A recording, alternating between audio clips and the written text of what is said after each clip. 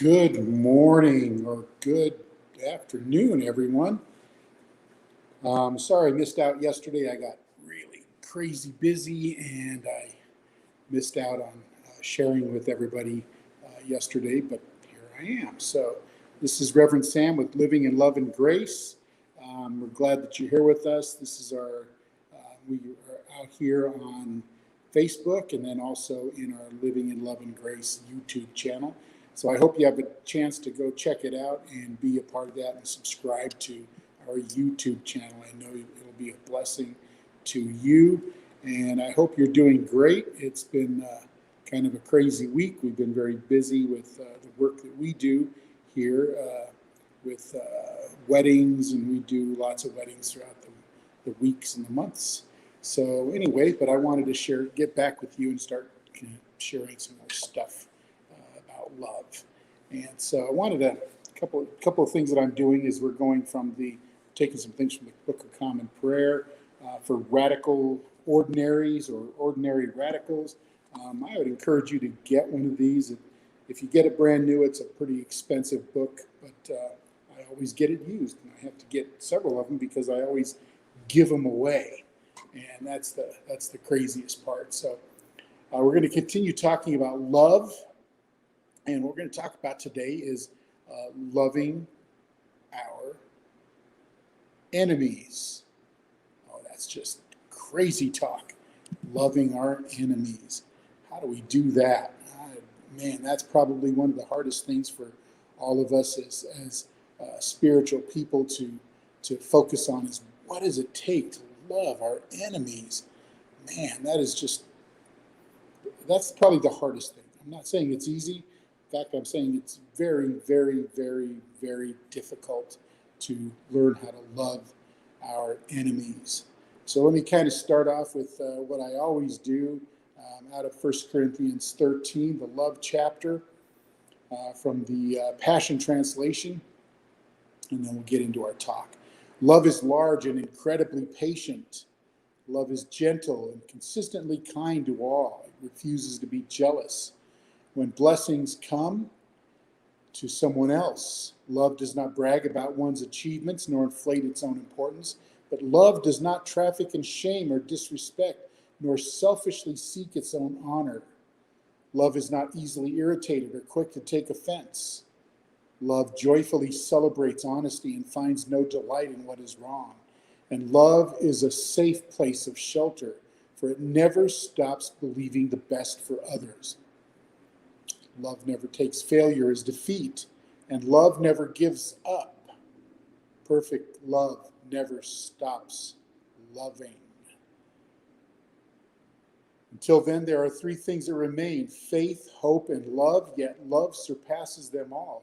So above all else, let love be the beautiful prize for which you run. Love. More love. Crazy love. Ridiculous love. That's what we're talking about today. Love. So I wanted to read from the Book of Common Prayer for Ordinary Radicals because this really kind of sums it all up. And in the readings, it talks about the book from a quote from Dietrich Bonhoeffer called Life Together. And he says this: innumerable times a whole Christian community is broken down because it had sprung from I got to put my reading glasses on. I was trying to avoid that, so bear with me here. Innumerable times a whole Christian community is broken down because it had sprung from a wish dream. The serious Christian set down for the first time in a Christian community is likely to bring with him a very different idea of what Christian life together should be and try to realize it. But God's grace speedily shatters such dreams. By sheer grace, God will not permit us to live, even for a brief period in a dream world. The sooner this shock of disillusionment comes to an individual and to a community, the better for both. It's pretty powerful. The disillusionment.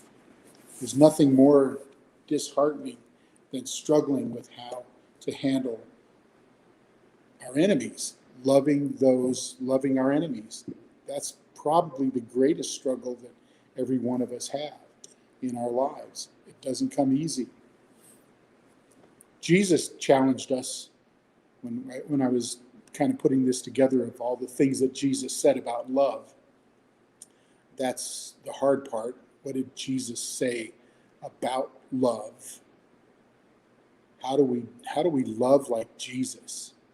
It's kind of we all try to do that, and we all endeavor to do that, but how do we love like Jesus? That's the hard part, is what does it take for us to love like Jesus?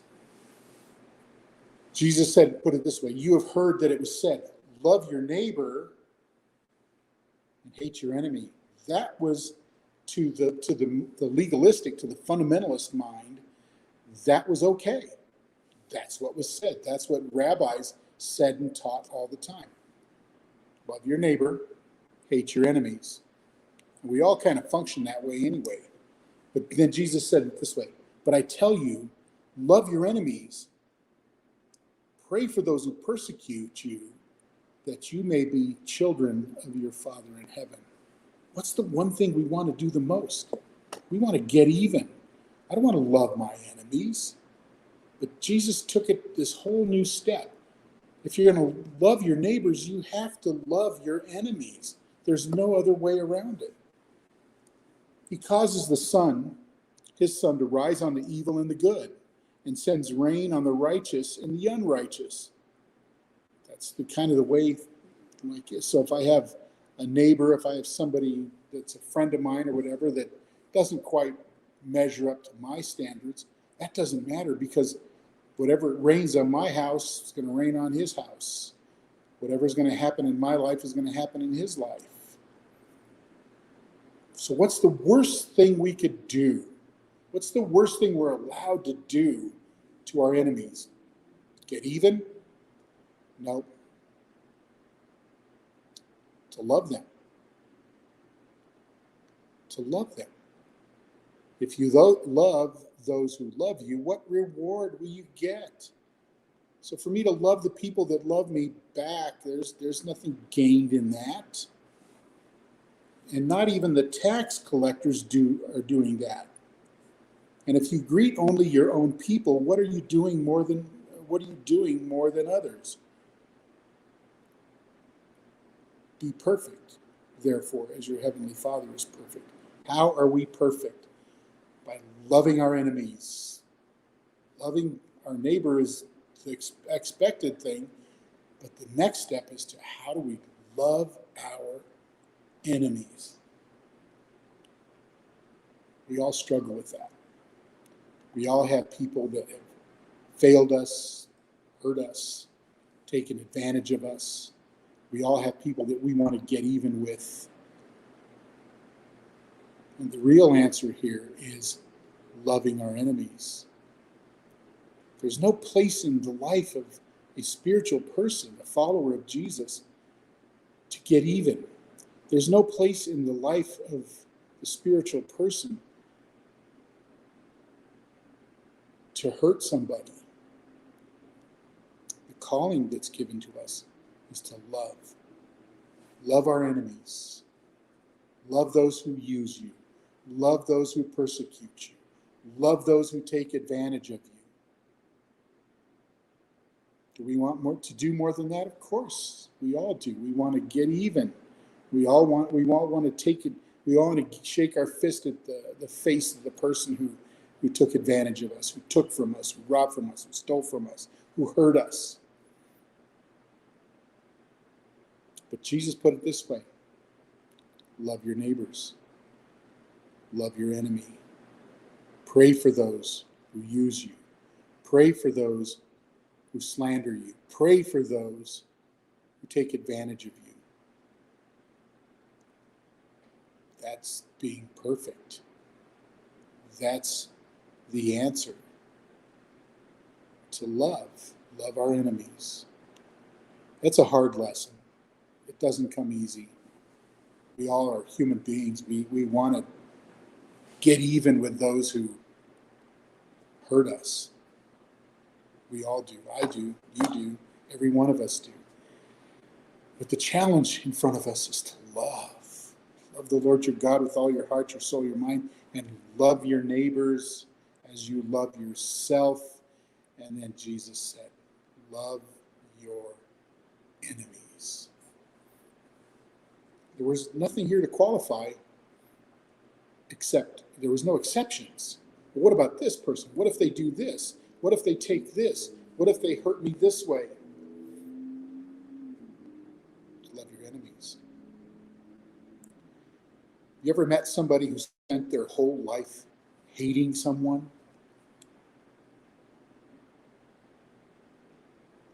It poisons your soul. It poisons your spirit to spend your life in hate. But you don't know what they did to me. I know that. I understand that. But the challenge for us is to learn how to love our enemies, to love those who use us, love those who take advantage of us. I'm not saying it's easy. In fact, it's probably the most difficult thing in the world to love our enemies. That's the challenge in front of us. That is grace, is learning how to love those who hurt us. So I want to close with just one more time reading the Forever Love Commitment. I'm going to do it every time, so you might as well get used to it. It's what I do because it's changed my life. It's changed my own spirit, my own spiritual walk. You see, it's not about what we do. It's not about following more rules. It's not about giving more, going to church more, reading the Bible more, praying more, meditating more. It's not about any of those things. But it's learning how to rest in that divine love. So let me close with the Forever Love Commitment. I want you to know that I am committed to you. You will never knowingly suffer at my hands. Here's the key. This is the big one. I will never say or do anything knowingly to hurt you. What about the people that hurt me, Reverend Sam?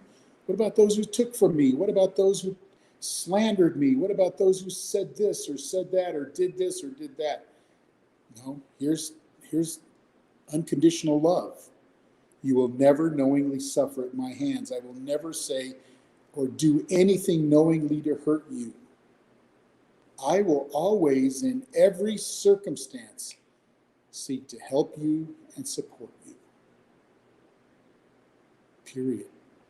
If you're down and I can lift you up, I will do that. Anything I have that you need, I will share with you, and if need be, I will give it to you, no matter what you find out about, no matter what I find out about you, no matter what happens in the future, no matter if you slander me, take advantage of me, hurt me, either good or bad. My commitment to you, to love, accept, and forgive, will never change. And there's nothing you can do about it. You don't have to respond. I love you. And that's what it means. Well, what if they do this? What if they said this? What if they took this? I'm going to love you. There's nothing they can do about it. That's it. It's making the choice to love. It's making the choice not to say anything that would disparage that person or hurt that person, even if I feel like I'm in the right. That's how we're going to function. That's what Jesus said. He said, simply put, love your enemies. We kind of function that way, loving our neighbors and hating our enemies. But Jesus put it this way, I tell you this, I'm going to repeat it. Love your enemies, pray for those who persecute you, that people will basically know that you are the children of God. That's my challenge for you today. That's my word of encouragement for you. Love your enemies. Love your enemies. We can do it. It's not easy, but I know we can do it. So I hope you have a blessed Saturday. I will see you tomorrow. Actually, tomorrow I'll be on the Amazing Love channel. So watch for us there, and I encourage you to be a part of that. I hope you have a blessed day and a great day today. God bless. Bye.